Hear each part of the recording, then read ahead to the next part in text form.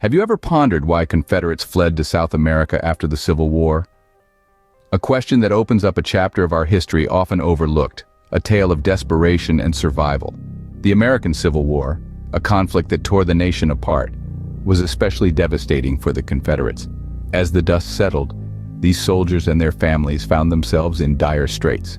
Stripped of their former way of life, their wealth, their very identity, they faced a grim future.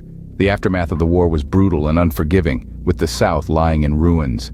The Confederates were now the defeated, their homes decimated, their pride bruised. They were left with little but the clothes on their backs and a burning desire to start anew. The only viable option? To leave everything behind and embark on a mass exodus, a journey into the unknown. But why South America? But before we start, please like, share, and subscribe. This will really inspire me to create more of these videos for your entertainment and knowledge. What drew these desperate individuals to cross the sea? South America, a land distant and unfamiliar, yet it held a promise of a new beginning. As the American Civil War came to a close, defeated Confederates found themselves in a land they no longer recognized. Their society, built on the institution of slavery, had crumbled. Faced with a future of uncertainty and change, many looked to the South. Not the South they had known, but a South far beyond their borders. South America. South America, during the mid-19th century, was a continent in flux. Emerging from the shadows of Spanish and Portuguese colonial rule, nations like Brazil and Argentina were eager to populate their vast landscapes and stimulate their economies. They saw potential in these displaced Southerners, who brought with them agricultural skills and a willingness to work the land. These countries offered incentives such as tax breaks and land grants, rolling out the welcome mat for these American refugees. But why South America? Why not Mexico or Canada? Well, the answer lies in the lifestyle that these Confederates hoped to recreate.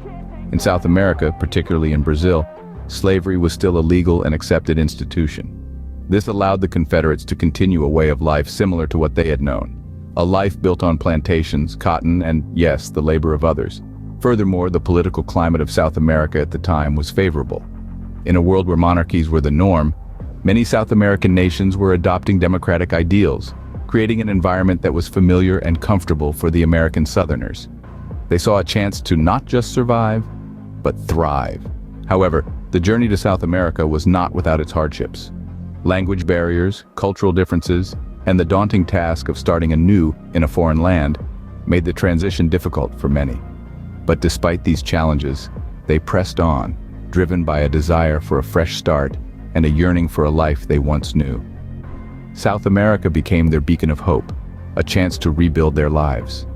And so they set sail, leaving behind a country torn by war towards a land of promise and opportunity, the Southern Promise. In the heart of a foreign land, the Confederates attempted to recreate what they had lost.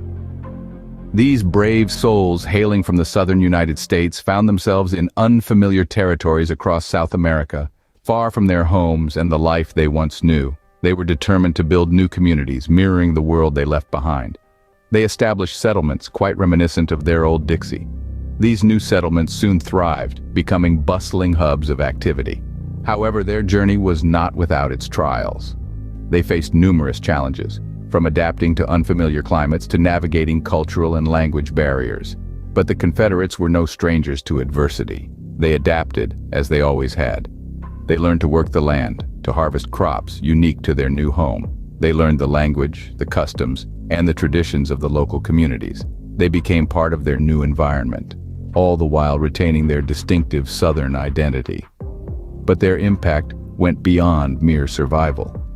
They left an indelible mark on the local communities. They introduced Southern customs, food, and even their unique Southern drawl to their new neighbors. They influenced local culture, blending their traditions with those of the native people, creating a unique fusion that's still visible today. In the end, they built a new Dixie, a testament to their resilience and adaptability. It was not the Dixie they left behind, but a new, vibrant Dixie, alive with the spirit of the Old South and the promise of a new beginning. The Confederate exodus to South America is a lesser-known chapter of the Civil War's aftermath. This migration, steeped in a quest for survival, indelibly influenced both the societies it left behind and those it embraced. Southern traditions blossomed amid South American cultures, creating a unique blend still discernible today. Back home, the Exodus left a vacuum that catalyzed profound societal changes. This Exodus, born out of the ashes of defeat, is a fascinating tale of resilience, adaptation, and the enduring human spirit. Thank you for tuning in. Don't forget to like, share, and subscribe for more videos. And as always, leave any questions or topics you'd like us to cover in the comments section. See you in our next videos. Thank you for tuning in. Don't forget to like, share, and subscribe for more videos. And as always, leave any questions or topics you'd like us to cover in the comments section. See you in our next videos.